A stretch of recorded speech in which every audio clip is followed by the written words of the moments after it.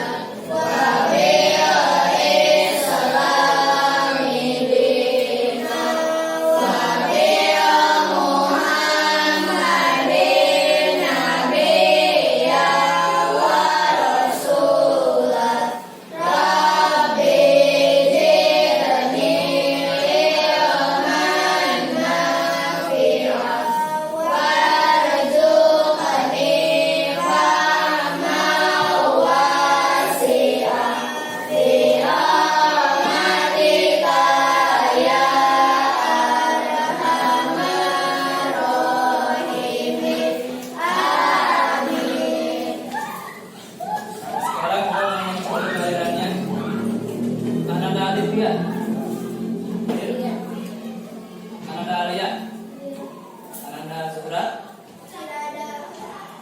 Ananda Meida, Ananda Naira, Ananda Nayu, Ananda Najwa, Ananda Naisila, Ananda Randy, Ananda Rizda, Ananda Rita, Ananda Sabila, Ananda Salma, Ananda Cindy, Ananda Siti Anissa, Ananda Wilasena, Ananda Zahra, Ananda Zuni.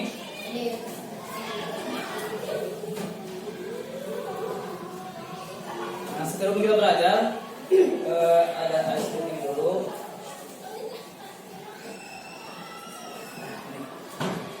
Sudah apa kan ya? Ya, siap. 1, 2, 3.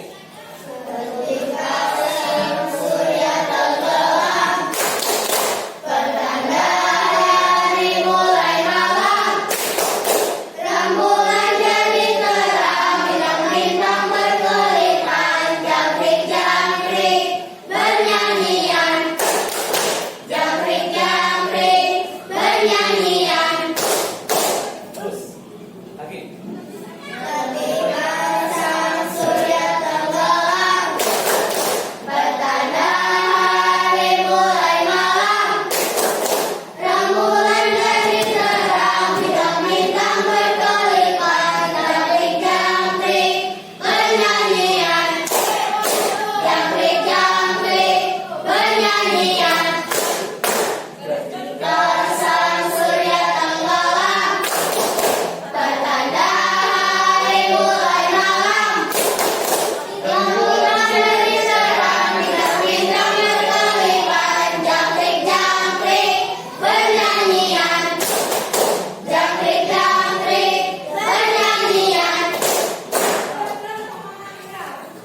Semangat pagi.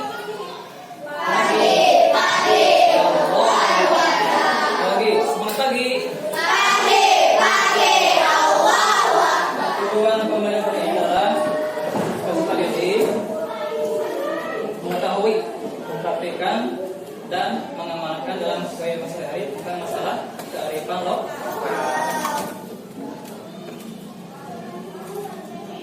Nah, yang akan aku bahas ini adalah tentang apa itu makanan nenek moyang. Jadi akan aku bahas ini tentang makanan tradisional. Makanan nenek moyang.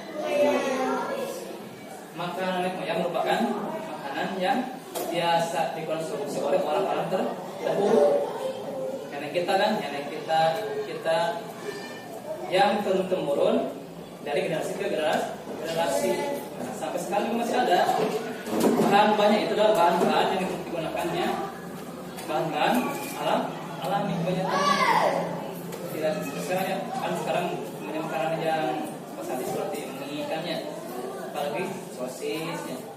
sebagai barang baiknya. Nah, contoh dari apa jenis makanan moyang. Contoh diantaranya adalah yang pertama itu ada tepung. Ini bahannya dari apa? Coba siapa yang tahu? Sampo atau singkong? Sampo, singkong sama saja ya. Ada yang kedua ada congkok. Dari bahan apa?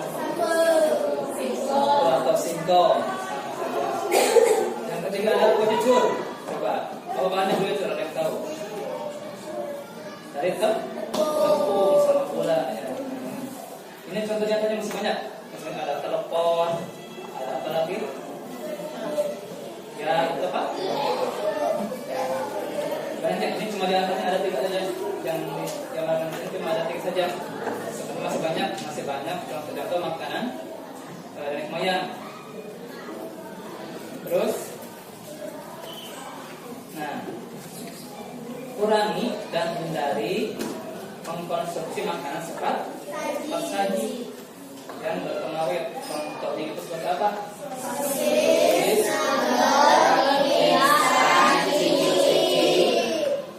Suka tidak yang begitu? Suka makan? Suka. Boleh, asalkan jangan terlalu berlebihan. Tiap makan sosis. Tiap makannya. Boleh sekali-kali, jangan setiap makan sehari. Sekali-kali boleh ya, karena ini mengandung bahan pengawet. Itu adalah bahan yang berbahaya buat tubuh kita.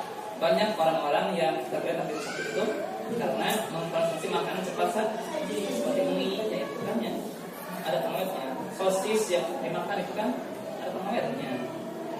Jadi hindari makanan seperti ini tadi yang dengan berpengawet. Nah, ini adalah ada kelebihan makanan nenek moyang, ada kelebihannya. Yang pertama itu bahannya itu alami dan lokal. Nah, jadi bahan itu bisa menggunakan bahan-bahan yang dari sekitar rumah atau sekitar kebun. Dengan singkong kan ada singkong, ada ketela, ada misalkan ada talas itunya, ada apa lagi misalkan ada kacang tanah, banyak kan ya. Yang kedua itu mengandung gizi yang seimbang. Nah, makanan yang sering terdiri dari bahan yang beragam dan disiapkan dengan cara tradisional. Maka cenderung mengandung berbagai macam zat gizi penting seperti protein, karbohidrat, lemak, vitamin, mineral, dan yang lainnya yang sehat untuk tubuh kita. Yang ketiga ada prosesnya itu proses mengolahnya itu alami. Dia tidak ada campur mesin seperti ada mesin giling seperti apa yang membuat bakso atau membuat mie kan punya. Ini prosesnya itu dengan tangan langsung. Jadi alami, tidak ada zat yang mencampuri makanan tersebut.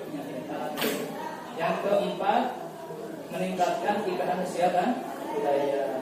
Ini ya. Makanan nenek moyang seringkali memiliki makna sosial dan budaya yang mendalam. Urusan masak dan berbagai negara ini sering dilakukan bersama keluarga, komunitas yang berat hubungan sosial dan melestarikan tradisi kuliner Indonesia. Nah, di sini ada video tentang motivasi kita supaya kita itu lebih mencintai makanan Indonesia atau tradisional atau nenek moyang. Coba disimak videonya.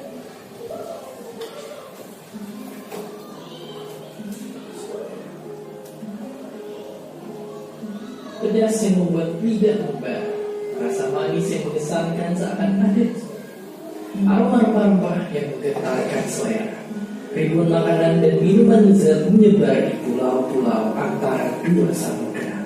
Ya, inilah kita, Indonesia. Tapi tak seperti Jepang yang punya sushi, India yang punya kari, dan Italia dengan pizza dan spaghetti. Tidak ada makanan Indonesia yang mendunia. Mungkin karena kita sendirilah yang melupakannya.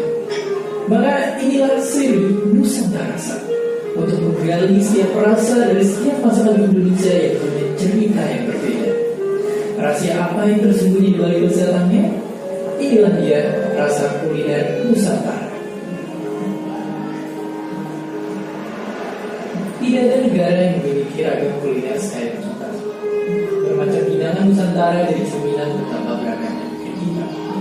Keragaman yang bukan hanya di alam, tapi juga pada manusia. Riwayat budaya, agama, politik, hingga bisa melakukan di masa silam semua berperan besar di setiap cita rasa kuliner Nusantara. Ayo kita telusuri jejak. Dahulu ada satu tujuan yang diincar di seluruh dunia. Tak disangka tempat itu adalah timur Indonesia. Para penjelajah menuju Maluku dan Maluku Utara. Tanah surga tentunya rempah-rempah. Dari sana orang-orang kemudian berlayar ke Jawa. Para pedagang Arab menetap di pesisir utara, sedang selatan Jawa masih erat dengan Belanda. Tempat yang bertanah basah menjadi keringat warga yang menjalani tanah paksa. Padi mereka direnggut, hanya disisakan tebu dan gula. Lalu di utara Sumatera, tempat pedagang Cina seringkali bersinggah, ada satu tambang kuning yang ratusan tahun untuk selera pedas warga. Dan tak jauh dari sana, Aceh jadi pelabuhan berhubung Maluku dengan para pedagang asing. Menjawab misteri di balik masakan-masakannya yang kayak dulu, meskipun tak ada rempah yang tumbuh di tanahnya sendiri. Gerbang masuk Nusantara tak hanya di Maluku dan Aceh. Ada Sumatera Barat yang juga melahirkan jiwa-jiwa perantau. Dan karenanya butuh masakan yang bisa bertahan lama menemani perjalanan. Beralih ke sebelah lautan, ada tempat singgah lain orang Spanyol dan Portugis dari Maluku, Sulawesi Utara. Tapi dari besarnya jalur Niagara Pahit itu pun ada daerah yang tidak tersentuh olehnya. Di pedalaman Kalimantan, tempat satu para penguasa suku Dayak. Ribuan tahun tinggal di dalamnya, tak ada yang lebih mengenal hutan daripada mereka. Mereka pun memasak dengan bumbu-bumbu yang berbeda dan yang biasa dipakai seluruh dunia. Zaman telah berganti. Kisah panjang lahirnya masakan-masakan yang sering kita jumpai kini telah bercampur dengan kemajuan zaman. Kini, kisah panjang itu terancam menjadi sebatas legenda. Karena nyatanya, sedikit kesadaran kita untuk mencatat lalu menceritakan kembali kekayaan kuliner Nusantara. Sedikit kesadaran kita untuk memisahkannya lebih dari sekedar resep dan hidangan di atas meja. Padahal, tanpa mencatatnya, cerita tentang bagaimana sebuah masakan muncul di masa lalu, bagaimana mereka berubah dan berkembang, akan lebur bersama waktu. Semua akan terkubur di telan roda zaman yang terus melaju.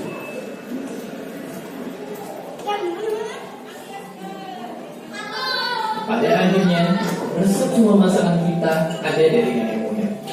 Tugas adalah mempertahankan kualitas itu semua, bahkan mengembangkan pusat-pusat turunan hingga bisa lebih baik. Tugas kita menjaga semua ini turun-temurun sampai ribuan tahun lagi. Itulah mengapa aku bisa akan menyajikan Nusantara, sebuah serial tentang kisah kuliner dari ujung barat sampai timur Indonesia.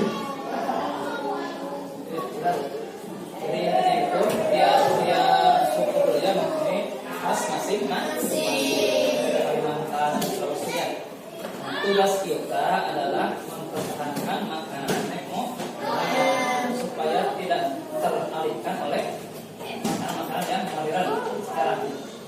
Itu tugas kita sebagai anak negeri. Nah, yang mau Bapak bahas adalah tentang satu saja makanan nenek moyang yang ada di wilayah Jawa Barat, yaitu combrol. Yang tahu combrol itu apa? Singkatan dari apa combrol itu? Ya, bagus. Oncom di jeruk itu kan orang Sunda ya. Oncom di jeruk. Di jeruk itu kalau bahasa Inggrisnya apa? Di dalam itu ada oncom. Ya. Nah, cara pembuatannya. Nah, yang pertama itu, perhatikan ya, kupas kulit singkong. Jadi kalian nanti mengupas kulit singkong dulu, kemudian cuci sampai bersih. Jangan pakai sabun, jangan pakai sabun. Terus lalu parut singkong menggunakan parutan, ya diparut, lalu diperas dengan perasan, kemudian diberi garam dan penyedap secukupnya. Nah, kemudian siapkan oncom atau tempe yang sudah dihaluskan dan diberi bumbu. Cetak dan bentuk bulat atau sesuka hati aja. Mau bentuk bulat, kotak, mau melonjak apa aja boleh. Sobat lihat. Kemudian ada mencoba tempe itu dimasukkan ke dalam bentuk tadi di dalamnya. Kemudian goreng adonan sampai siap.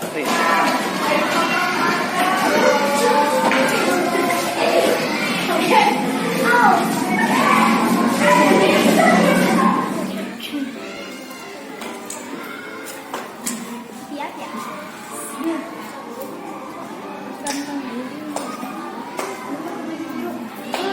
Itu yang tadi. Oh.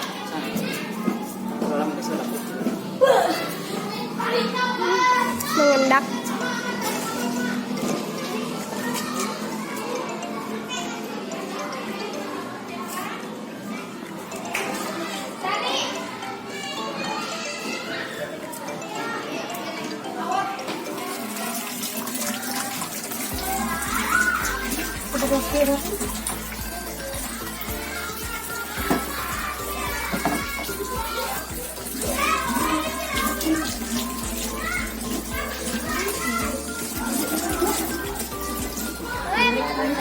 Aduh, balik na.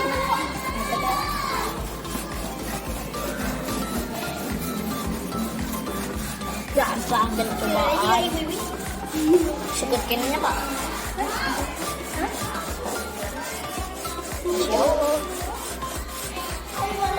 Iya terakhir.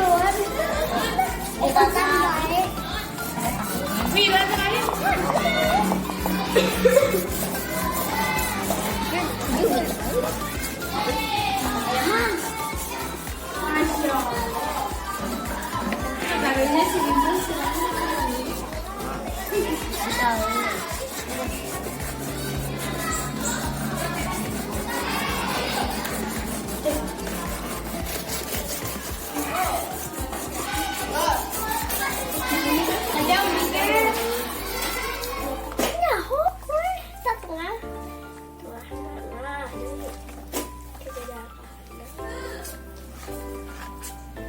Otak kedua.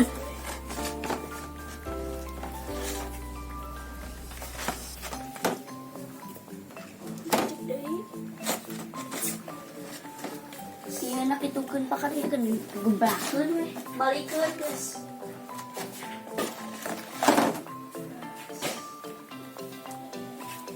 Peres.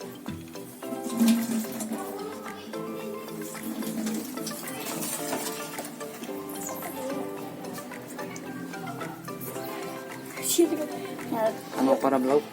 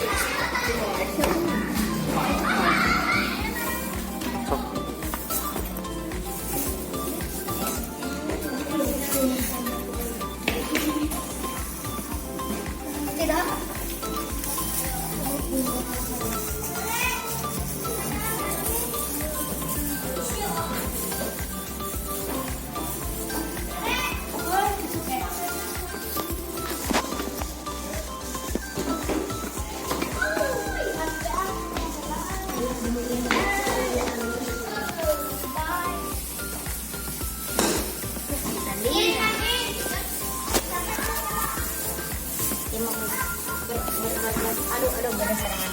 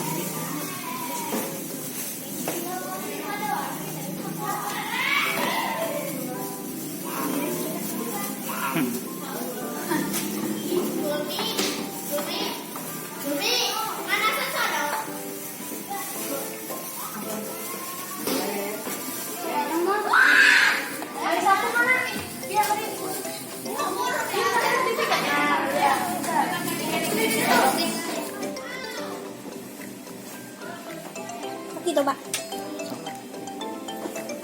Oke, Pak. Terus.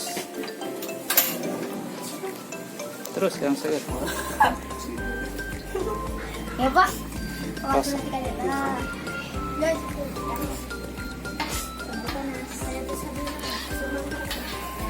Jadi kita dilihatkan ya.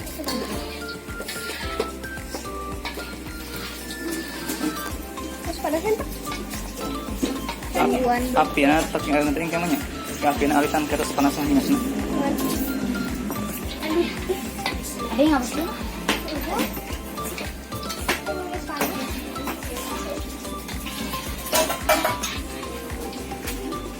Tak ngurut.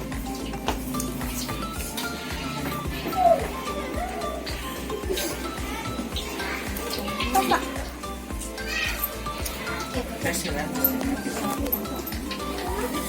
Dari sisi mana-mana sisi nempel sih. Aduh lah. Ih.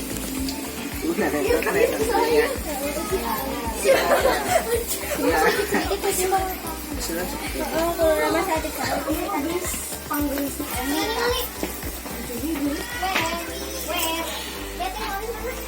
Raka.